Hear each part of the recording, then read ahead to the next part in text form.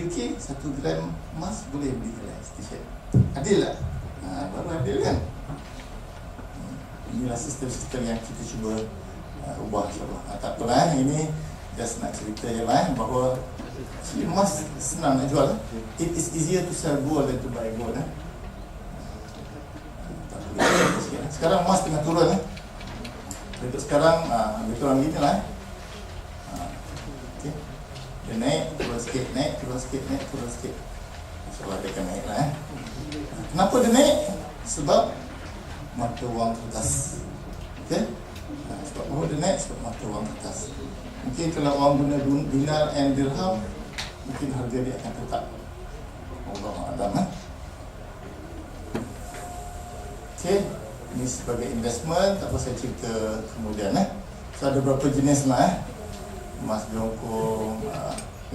Mungkin kalau kita nak cuba invest, boleh lah. Saya pernah cuba sikit-sikit lah. Tapi saya punya pelajar, itulah saya cerita yang tadi, dia pada tahun pertama dia ada satu keting 10 gram. Bila akhir tahun kelima dia ada 10 keting 100 gram dia boleh. Tengok harga dia naik mungkin pada tahun ni 400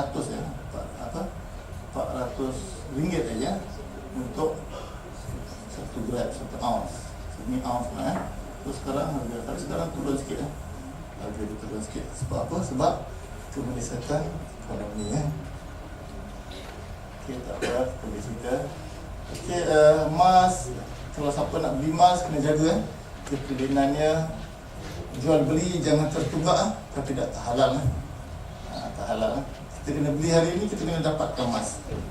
Kalau kita simpan esok lusa baru ambil sebab harga dia berubah, takut tak halal Kemudian ada yang emas yang pakai sertifikat, tak boleh.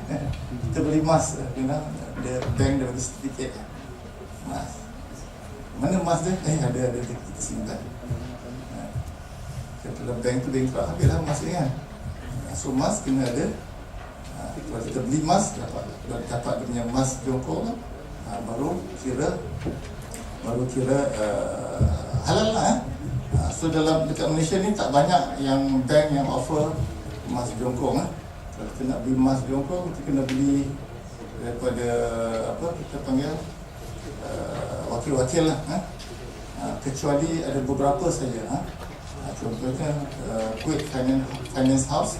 Kalau nak emas, yes, dia beli emas, dia akan bagi emas seketul. Kalau nak simpan, boleh, dia boleh simpan. Dia boleh simpan, dia bagi future. Emas tu ada, dia simpan. Dan nak keluarkan, anytime dia boleh keluar. So dia simpan dalam akaun, dia panggil akaun emas. Tapi ada yang bank yang lain yang offer, macam Public Bank, macam Maybank. Benda ni dikuatiri. Sebab benda tu tak ada. Dia just sijil. So dia pakai angin je lah, pakai tulisan je lah. Banyak orang hutang pun pakai angin beli share pagi ni kan, belum bayar lagi, petang tu tengok harga dah jual. Macam mana dari segi Islam? Tak sah sebab tak ada. Kita ada akad tapi benda pertukaran tak berlaku, bayaran pun tak berlaku. Dia main angin, belum lagi bayar pun dia dah jual, petang dah jual. Banyak orang buat itu dari segi Islam memang tak halal sebab dia punya akad dan pertukaran wang jual beli itu tak berlaku.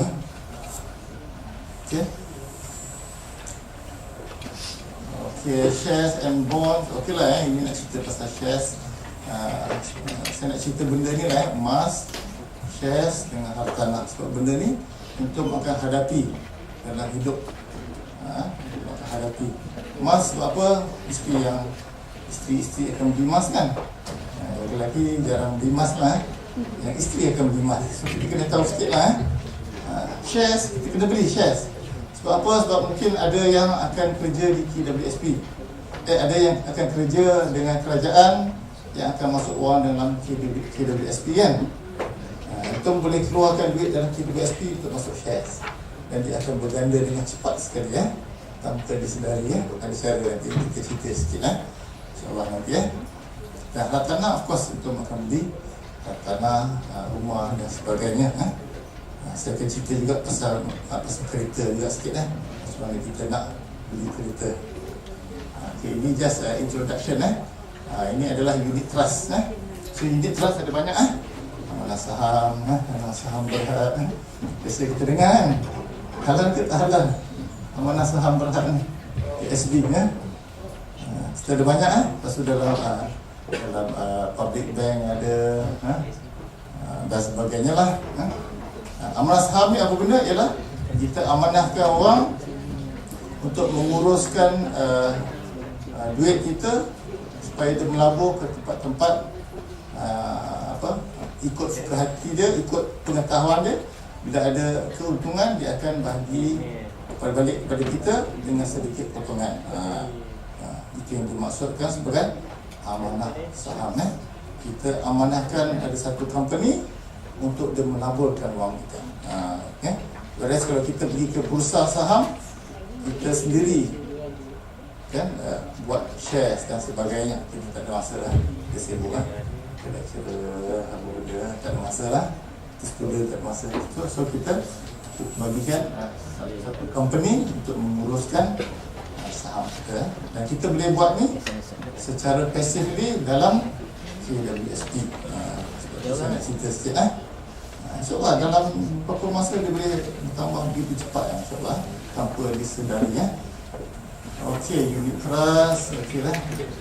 Okay, make sure dia syariah compliant sebab ada unit trust yang labur dengan company Lim Gotong. Ada contohnya ialah, tahu tak? Tak tahu boleh saya cerita ke? Kita baca dalam satu surat khabar, CEO sendiri sebut kami sebahagiannya berapa persen melabur kepada company Lim Gotong ni. Company nama dia apa?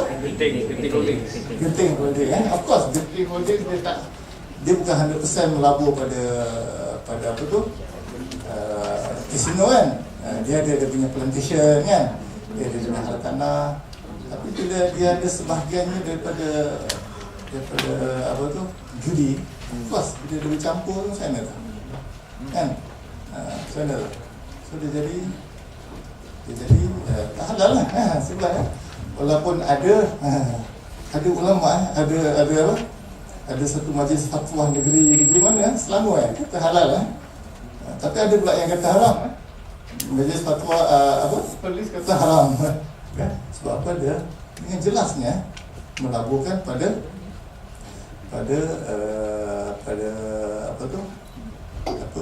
Lim Gotong punya company whereas yang halal tu banyak. Of course dia punya keuntungan banyak lah kan. Okay. Tahu tak company apa? ASB lah straightforward okay. Dia punya keuntungan is 8% setahun sebahagiannya dilaburkan kepada company Lim Gotong itulah majlis fatwa yang kata halal tu majlis fatwa yang kata halal tu mengatakan sebab apa halal, sebab dia kata ini darurah. Itu darurah. Umat Islam ni ekonomi kita menguasai berapa persen ni, 5% tak sampai. So benda ni tak apa halal Allah Ustaz. Okay, kita boleh keluarkan sekarang banyak. Actually dekat Malaysia kita ada badan yang ditubuhkan untuk memantau amanah saham yang syariah compliant dan saya ada rakan-rakan yang katakan boleh pakai so kalau ada mana-mana katalah public ethical so dari guna nama Islam tu so akan datang satu syariah compliant punya company ni, bukan company lah, badannya dia akan pantau betul lah dia tak melabur pada company yang melabur kat mana, dia melabur dekat Lombok, melabur kat Getah, perumahan. Of course memang halal lah insyaAllah so kalau dia gunakan biasanya lah kalau guna nama-nama Islam tu macam public ketika apa tu al-afwa benda lah macam insya-Allah boleh pakai otherwise dia tidak dapat apa kelulusan daripada majlis dari majlis yang apa yang check company. So kalau siapa yang kerja dengan kerajaan ada duit EPF itu boleh keluar duit daripada EPF tu masuk ke dalam unit trust dan bila untung dia akan masuk balik. Dan tanpa disedari 10 tahun 20 tahun tengok duit banyak dia double. Whereas kalau itu simpan duit dalam TWSP, keuntungan dia hanya setakat 4-5% saja setahun Tapi kalau unit trust boleh untung sampai lebih 7%, 8%. Okay, kadang-kadang pernah sampai 12%. So bila dia pusing-pusing tu, bila by the time untung dah nak retire umur 50 tahun boleh keluarkan EPF kan, tengok duit banyak. Itu satu pelaburan yang baiklah tanpa disedari bagi yang ada EPF. Kalau siapa yang dalam kira semua tak semesti kerja kerajaan, kerja private pun boleh contribute Kalau ada syarikat-syarikat private semua kena contribute kan semua ada majikan bagi contribution 13%, setiap seorang akan dipotong 11% masuk dalam EPF. Semua orang kan semua bekerja yang kerja dengan badan dengan syarikat. So dalam EPF tu you boleh bawa keluar duit masuk ke dalam amanah saham mana-mana yang syariah lain, bila untung dia akan masuk balik. Itulah daripada disimpan dalam EPF keuntungan dia tak ke mana. Okey, property cerita pasal property okay, ni something untuk akan belilah untuk di rumah kan. Paling kurang nak duduk lah di rumah nak duduk Tapi bila rumah pertama janganlah beli banglo tak boleh kita beli apa yang kita mampu. Okey, apa yang kita mampu alright. Kalau kita ada tambahan duit boleh beli 2-3 dan seterusnya. Kita guna OPM other people's money generally kita minta loan itu nak ceritakan kalau sekarang dah 6 tahun sekarang kalau ikut bajet yang terbaru, kalau itu beli rumah jual dalam masa setahun 2 tahun kena tax sebanyak 30%. Selepas masuk tahun keempat kena tax 25%. Masuk tahun kelima kena tax 15%. Masuk tahun ke-6 tak kena tax.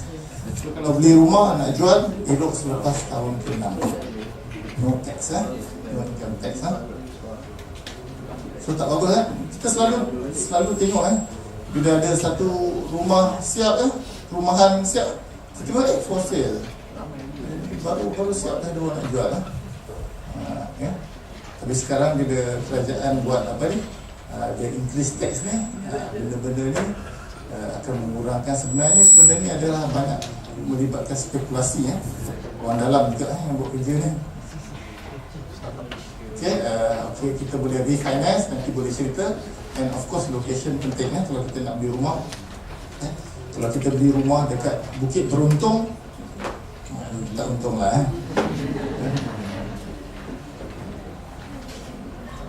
Okay, so ada beberapa jenis property dan salah property pun kita boleh guna untuk pendidikan anak-anak.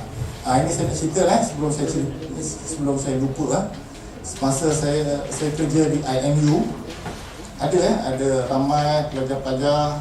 In fact di IMU 70% pelajar-pelajar IMU dalam bidang perubatan dibiayai oleh mak bapak 100%.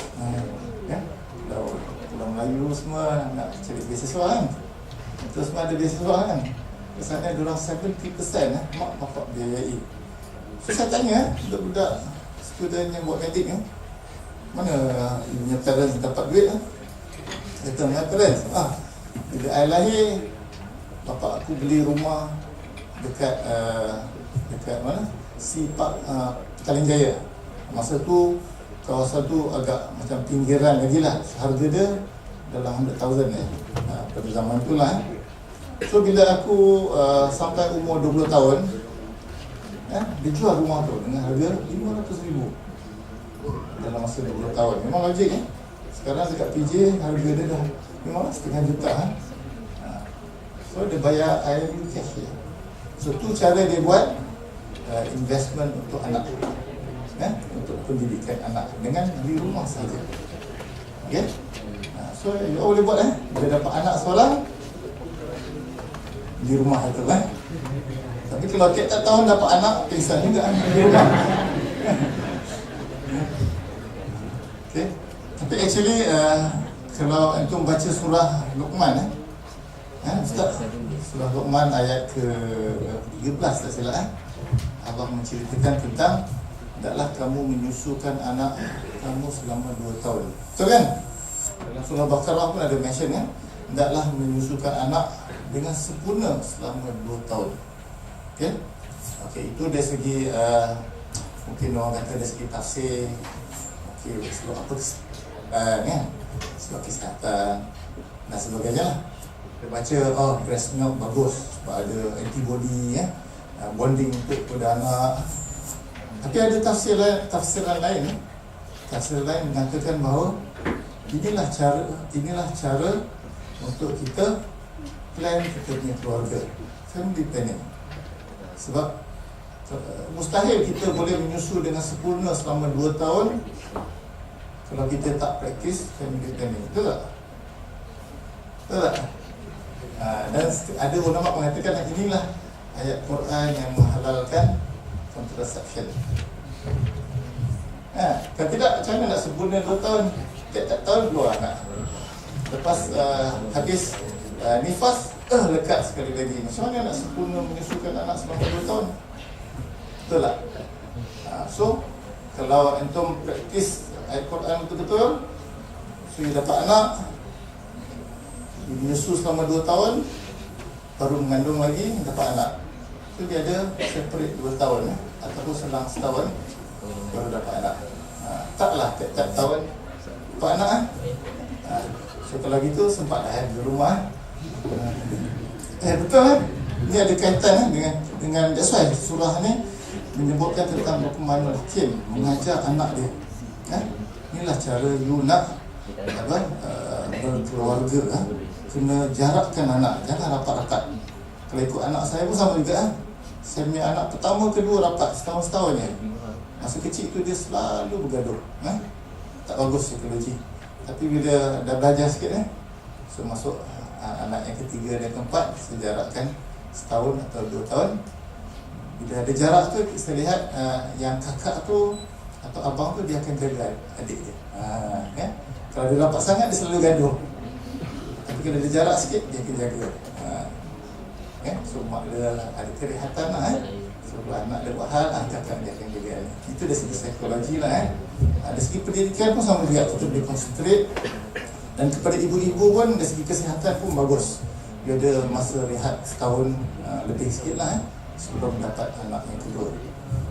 So boleh ini kita cerita tentang Baitul Muslim ni penting So dari segi medical, dari segi pendidikan penting benda ni. Okay. So kena jarakkan anak kita nak follow Al-Quran kan. So kena InsyaAllah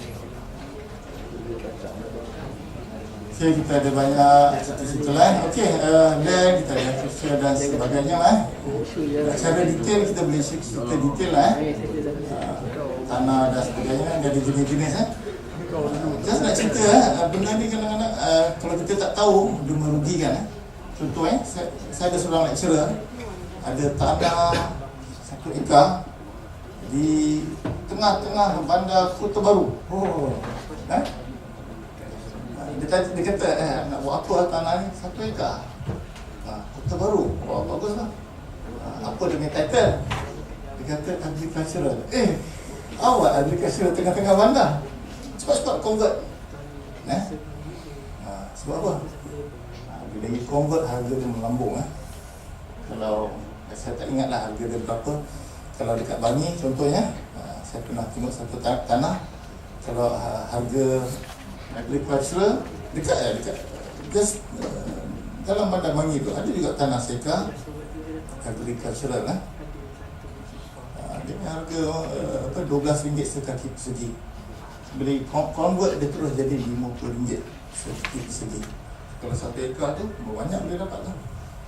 Itu antara kerja-kerja pasif yang antum boleh buat sebagai seorang yang terus sangat sibuk. Dan benda ni bukan antum buat pun, kita upah orang. Kita upah orang buat. Dan benda ni tak susah pun, insyaAllah. Kami insyaAllah dah buat banyak kali InsyaAllah tak ada masalah. Dan tu convert kepada komersial lagi bagus tak susah tak boleh kita bercerita detail kemudian Sama juga rumah banglo saya ada kawan lagi best dia beli rumah dekat Bangi. Ni cerita pengalaman doktor yang sibuk ada masa. So dia beli rumah lelong tanah dekat Bangi 10,000 kaki persegi dekat Bandar Baru Bangi.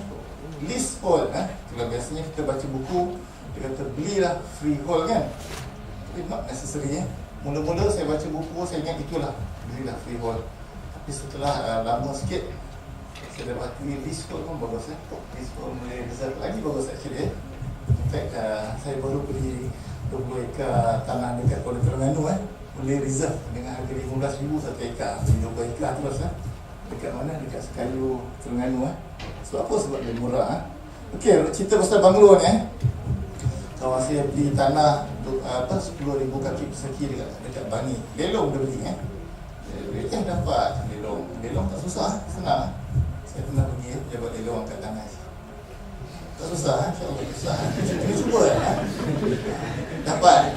Dia beli dalam 100,000 lah RM100,000 10,000 kaki persegi. So bila beli tanah dekat Bandar Baru Bangi tu, so dia buat rumah lah. Dia buat rumah, saya ingat saya tanya dia berapa, kata dalam RM400,000 dia buat rumah banglo. That was 10 tahun lepas lah So dia buat harga rumah altogether harga berapa? RM500,000 setengah juta dia beli rumah.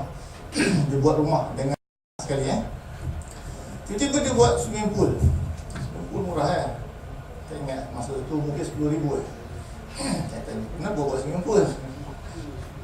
You orang mandi ke hari-hari? Dia kata, tak. Nanti bila you nak jual, harga kita akan merampung. Logik juga lah. Okeylah, tak apalah. Setelah dia duduk, lepas dia buat membanglo tu, dia duduk 5 tahun Selepas 5 tahun, dia beli tanah satu lagi dekat Bangi Coffee Shop. Lepas tu yang ni dijual dengan harga 1.2 million dalam masa 5 tahun. Dia untung 500,000 free. 500,000 free dalam masa 5 tahun. So with that 500,000 tu free tu pergi Australia. Duduk Australia relax selama setahun. Gaji tak jalan tak apa. Ini so itu boleh tak buat kerja dakwah full time macam ni. 5 tahun ni dia kumpul setengah juta cash. Jadi ini yang saya tengah-tengah buat nak pergi Gaza insyaAllah masa saya ziarah Gaza dulu dengan Mercy Malaysia, memang mereka perlukan anesthetis lah Dr. Bius especially untuk ajar mereka Kebanyakan doktor-doktor mereka semua tak ada post-graduate training. So memang diorang minta lah ada orang yang duduk sana training.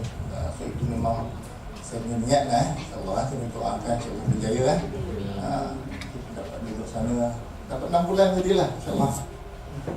So sebelum tu kena achieve lah financial freedom So sama lah benda lain okay, benda ni boleh. So best tak? You beli rumah, you buat rumah, you duduk rumah banglo, ada swimming pool, lepas tu you jual. Buat dia jatuh you duduk. So along the way you collect duit secara pasif kan. Sibuk-sibuk lah pergi buka restoran tak ada kan? Tak ada sibuk kan? Dia lecturer juga macam saya kan. Okay? Dan itu boleh buat semua ni, tak ada masalah So sama lah apartmen, kondominium Okay, apartmen, nak cerita sikit lah. Saya juga ada kawan lain ini saya punya student juga lah, bekas student juga. Kita biasa beli rumah, kita terus akan sedikit sekejap kan. Dia akan jadi liability, dia keluar setiap bulan. So ada terbaca buku dan ada orang buat, so, ajar dia sikit So macam mana dia buat? Okay. So mula-mula dia dah graduate, duit tak ada, mana ada kan? Lepas graduate start kerja, macam mana ada duit? Duit ada sikit ya. Sebab dia tanya, macam mana nak ada simpanan yang banyak sikit so that boleh jadi sebagai capital untuk aku niat nak beli apartmen untuk disewakan. Itu dia niat lah beli apartmen untuk disewakan. So kawan diberi nasihat, bukan saya lah kawan saya seorang lagi beri nasihat, kata parents juga ada rumah tak? Ada. Cuba you refinance mortgage, itu dia nak cerita tu So dia refinance, dia dapat cash berapa banyak? Sebanyak 200,000 cash. Tiap-tiap bulan dia masih lagi bayar rumah tu, dia bagi juga duit tu kepada parents dia juga Dan parents tu memang dia minta izin dulu kepada parents.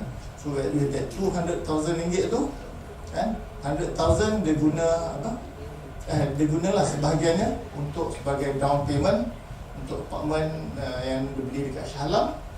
Bila dia beli apartmen tu, tiap-tiap bulan yang dia bayar bank tu lebih rendah daripada sewa yang dia collect. So bila dia beli apartmen terus duit masuk tiap-tiap bulan. Ini yang kita panggil sebagai aset. Dia beli terus dah jadi aset. Dia ada hutang ada hutang tak ada. Dia collect sewa lagi banyak daripada dia bayar bank. Ada cara So benda ni dia straight away beli terus jadi aset. Dan adalah saya pernah jumpa seorang suri rumah Cina, dia ada 12 buah apartmen. Semua dia beli, dia bayar bank lebih rendah daripada dia collect sewa. Dan sekarang dia tak kerja, dia jadi suri rumah. Jadi tiap bulan dia just collect sewa. Itu satu cara So ada banyak cara. So nak pilih mana? Cara banglo ke? Cara apartmen ke? Dan sebagainya lah. Shoplat ke? Dan sebagainya lah. Okay, cerita sikit lah. So tanah ada freehold, leasehold, bumi atau non-bumi Kalau dulu saya memang target freehold dengan open title lah. Tapi sekarang saya lihat opportunity banyak untuk yang leasehold boleh reserve. Sebab apa? Sebab tanah anugerah ni terlalu banyak di Malaysia dan tidak banyak diusahakan. Dan apabila kita offer dengan harga yang rendah, memang mereka terjual. Opportunity lagi banyak. Hari tu baru terlepas satu dekat Bandar Baru Bangi dia nak jual 4 ekar tanah di bandar baru bagi dengan harga 900,000. Lambat sikit ada orang lain dah kebas. Free leasehold So bandar baru bangi 4 ekar, dia boleh buat apa? Macam-macam dia buat Dia boleh tukar kepada agriculture, kepada residential. Dia boleh pecah-pecah lot, jual satu lot dia jual RM50 sekaki persegi. InsyaAllah untung, saya dah kira dah untung 5 juta. Saya dah kira dah untung 5 juta dalam masa 5 tahun. Tapi tak sempat dia orang kebas Dan benda ni bukan itu buat kita upah orang buat kita lantik pejabat yang yang bahagian hartanah ni, dia akan uruskan dari segi tukar nama daripada agricultural kepada residential. So dia akan pecah-pecah tanah, dia akan buat longkang dan sebagainya Okay. So kita tak payah buat, kita just monitor seminggu sekali kita telefon Okay, property saya nak cerita lebih sikit property. Mas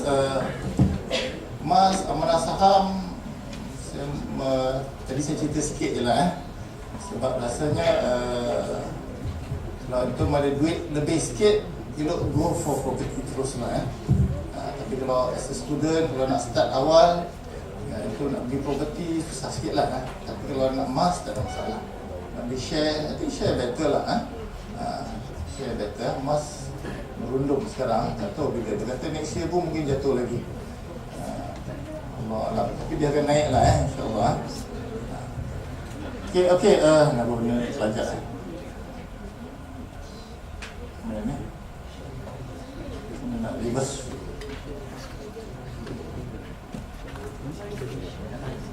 belakang lagi. Belakang lagi. Okey.